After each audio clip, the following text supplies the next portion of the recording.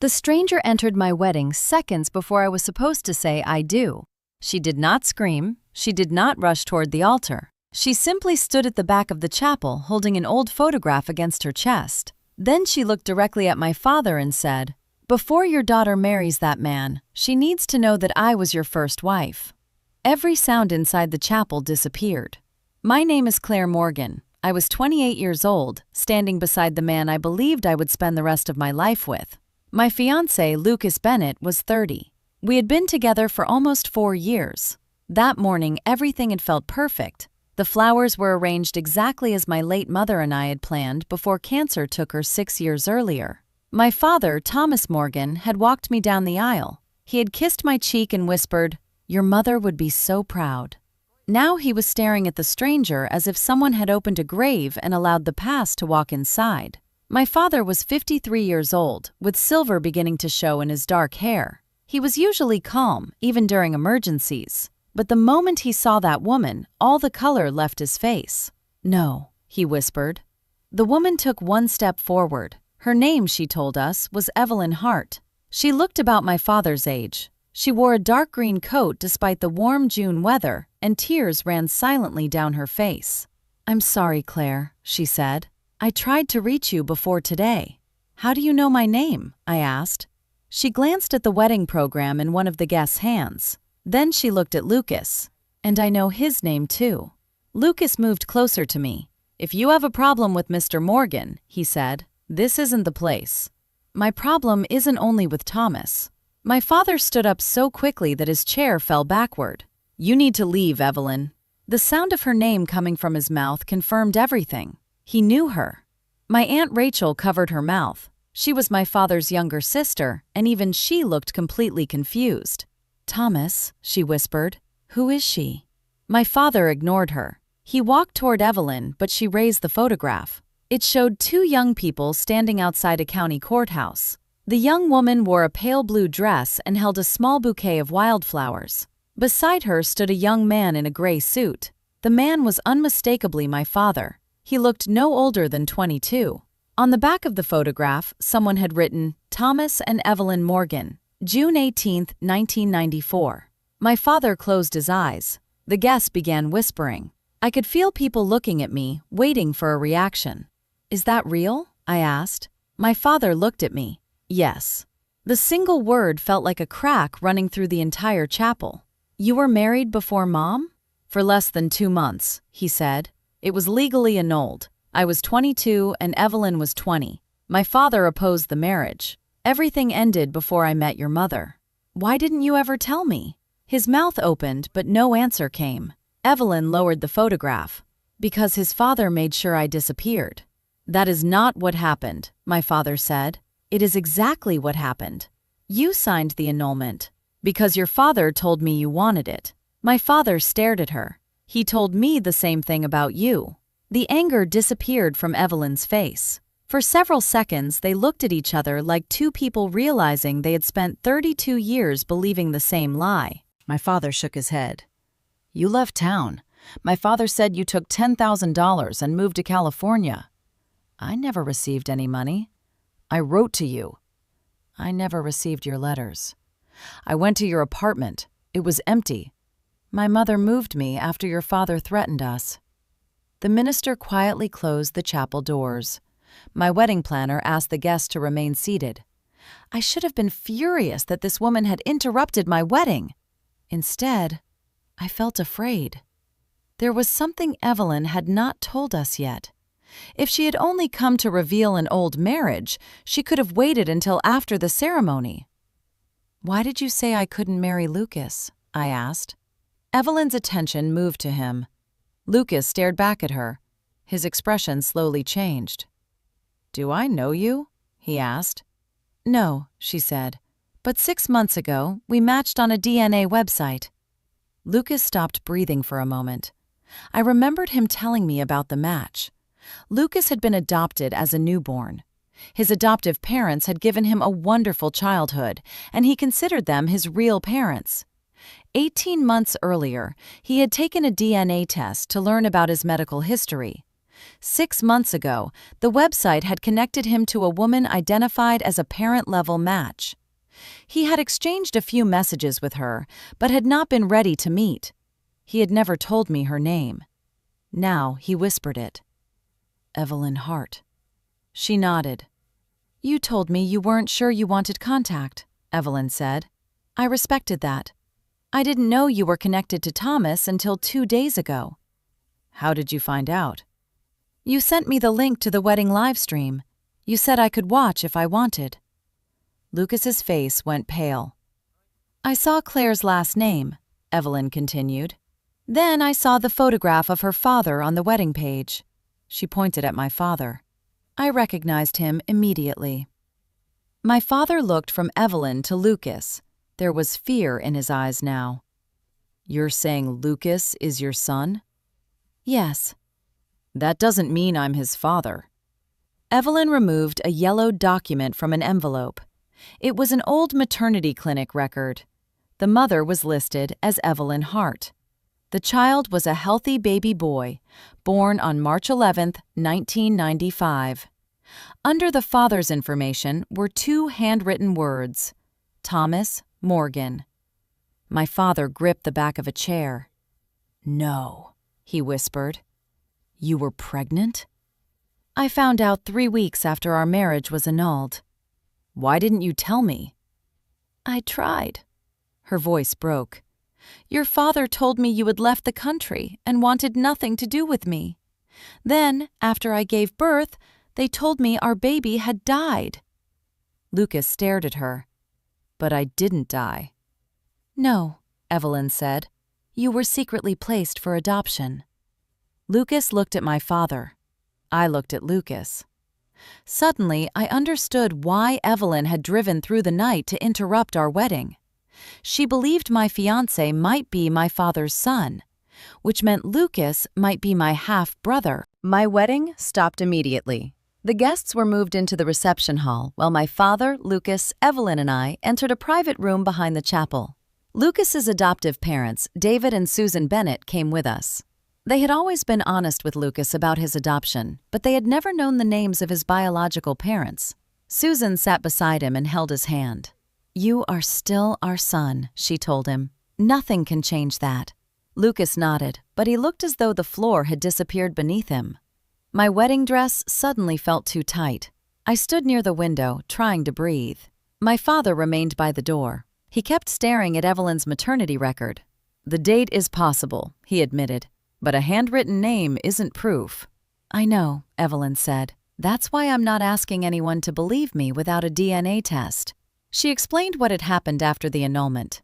In June 1994, my grandfather, Walter Morgan, had been one of the most powerful businessmen in their county. He owned several properties, had connections with judges and attorneys, and cared obsessively about the Morgan family's reputation.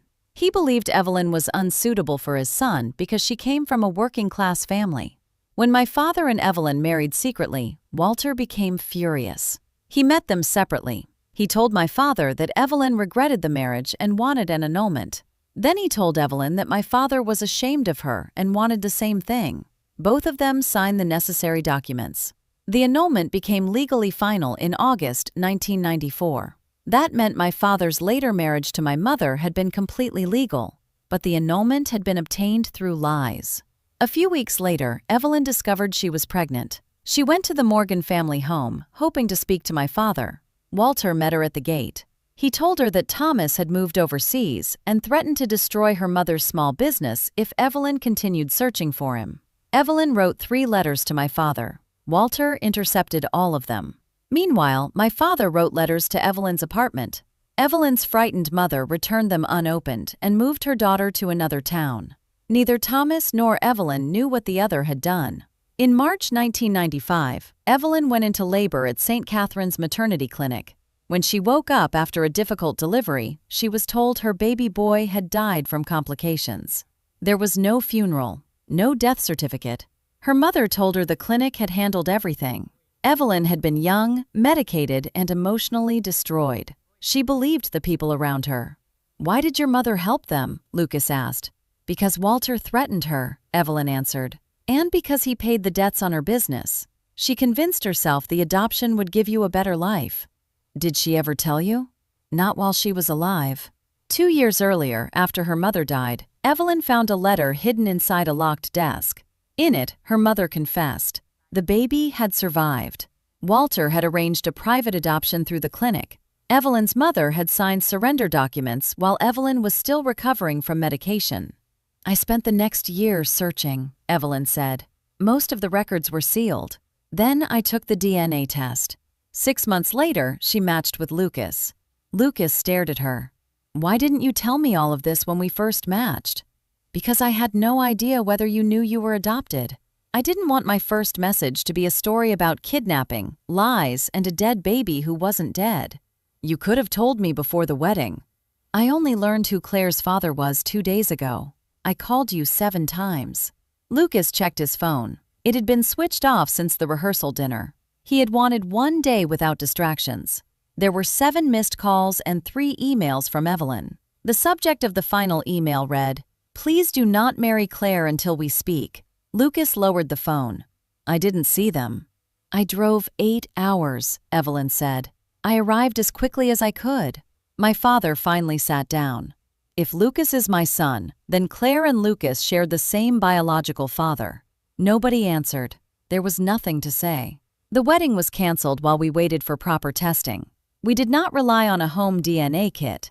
The following morning, my father and Lucas provided samples at an accredited relationship testing laboratory. The test used documented identification and a verified chain of custody so that nobody could question the result. The laboratory told us that the report would take between 3 and 5 business days. Those 5 days were the longest of my life. Lucas stayed with his adoptive parents. I stayed at my childhood home with my father. We did not sleep much. We barely spoke. My father searched through old boxes until he found a bundle of letters he had written to Evelyn in 1994. Every envelope had been returned, unopened.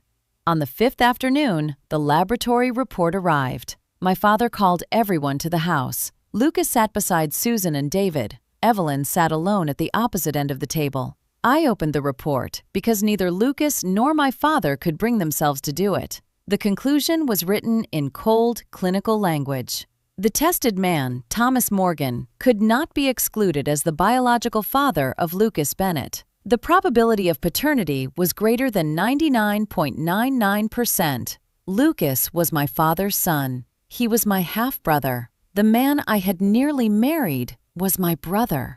I pushed the report away and ran outside. Lucas followed me but stopped several feet away. For 4 years, reaching for each other had been automatic. Now, neither of us knew what was appropriate. "I'm sorry," he whispered. "You didn't do anything wrong. Neither did you." That was true, but it did not make the pain smaller. Inside the house, my father asked Evelyn the question that had been destroying him. Who took our son? Evelyn placed her mother's confession on the table. "Your father arranged it," she said, "but I don't think he acted alone." Attached to the letter was the name of the attorney who had handled the adoption. The same attorney had also prepared my father and Evelyn's annulment, and according to public records, he was still alive. The attorney's name was Harold Price. He was 81 years old and living in a retirement community 2 hours away. At first, he refused to speak to us. Then Evelyn's attorney sent him copies of the maternity record, the legal annulment, and her mother's confession. Harold agreed to meet under one condition. The conversation had to be recorded. He said he was tired of carrying Walter Morgan's secret. We met him in a small private room at the retirement home. Lucas sat beside his adoptive parents. I sat beside my father. Evelyn placed the old courthouse photograph on the table. Harold looked at it for a long time. "I remember both of you," he said. My father leaned forward. "Did my father tell you Evelyn wanted the annulment?" "Yes." "Did he tell Evelyn that I wanted it?" "Yes." "Did you know he was lying?"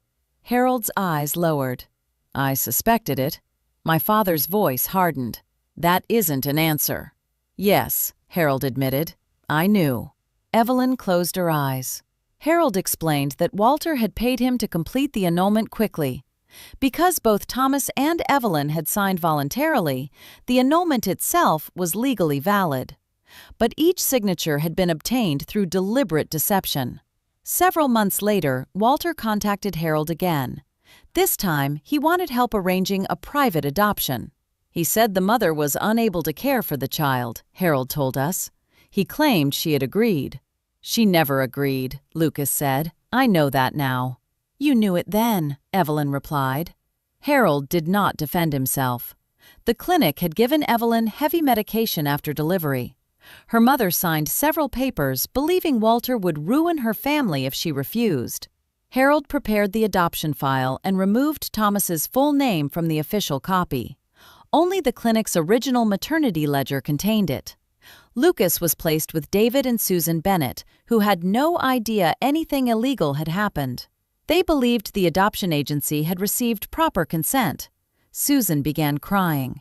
"We would never have taken him if we had known." Evelyn reached across the table. "You didn't take him from me.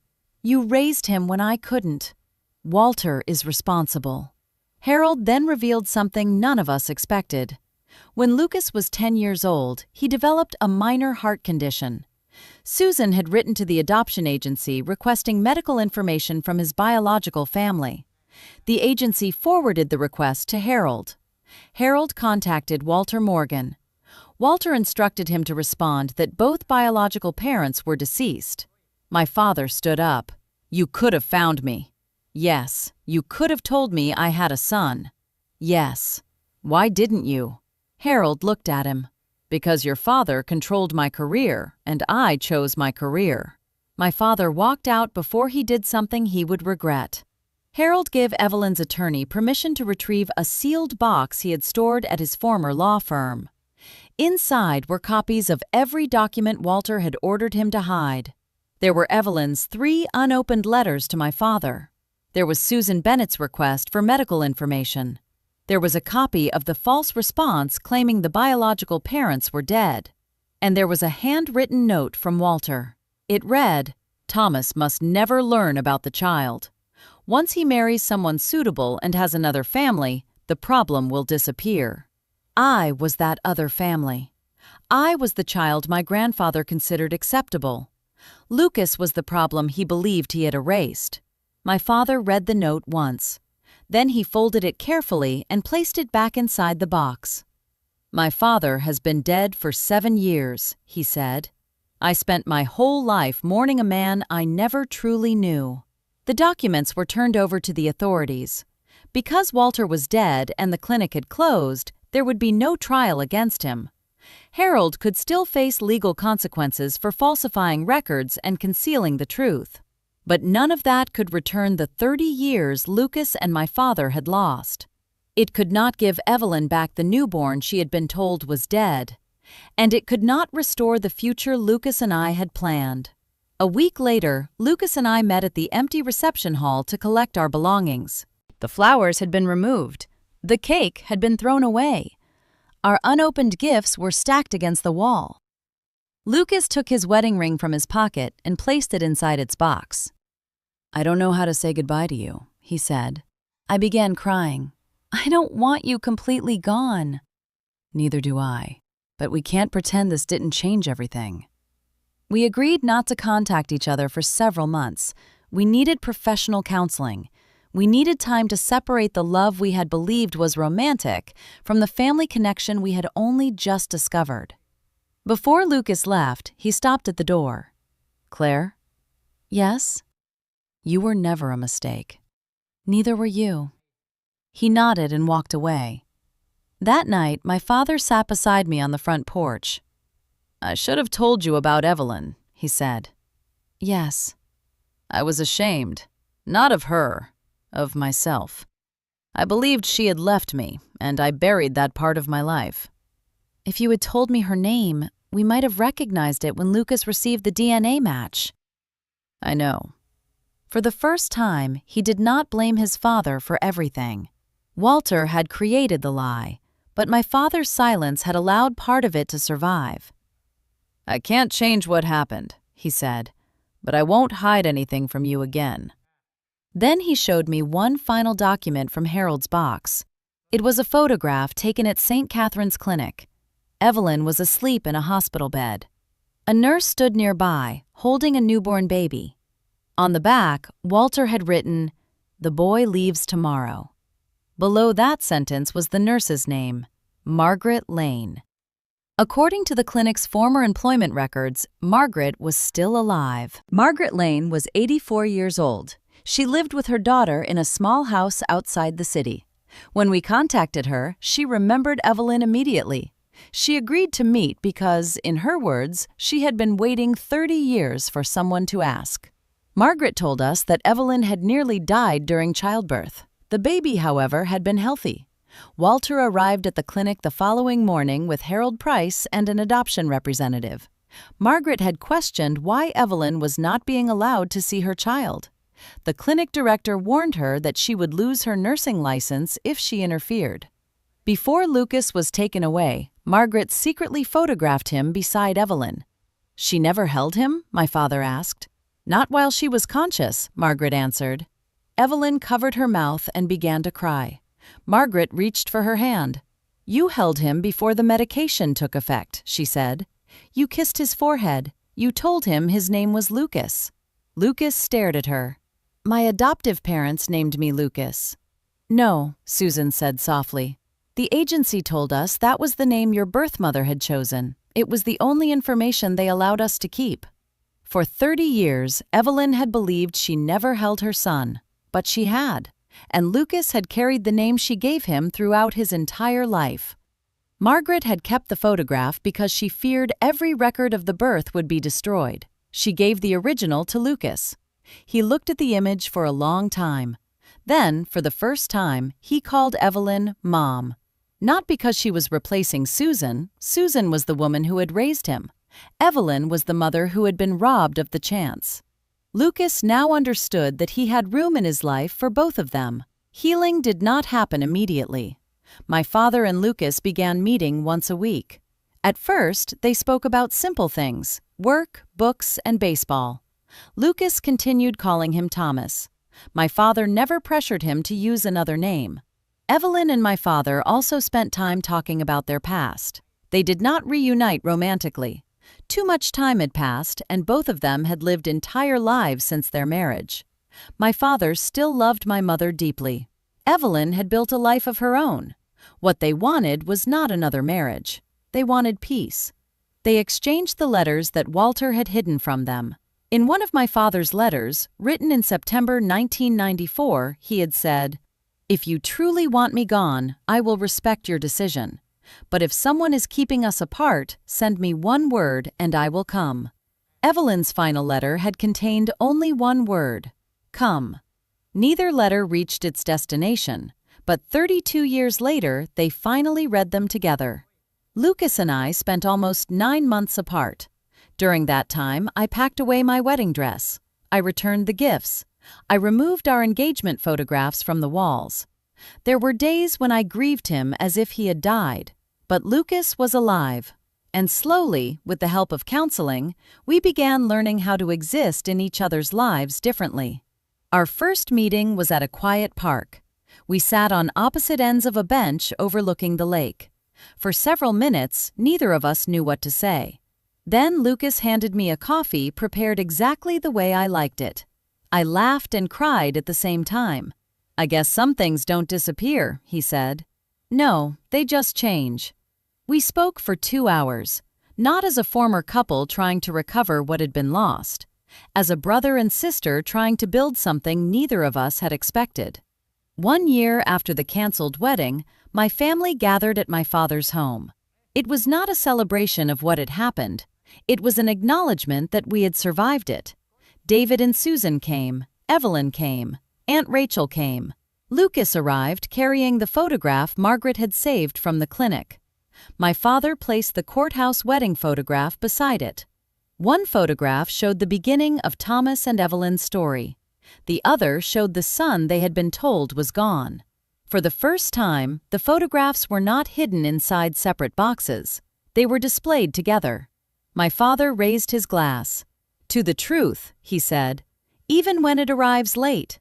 Lucas looked at him. Then he quietly said, "Thank you, Dad." My father could not answer. He lowered his head and cried.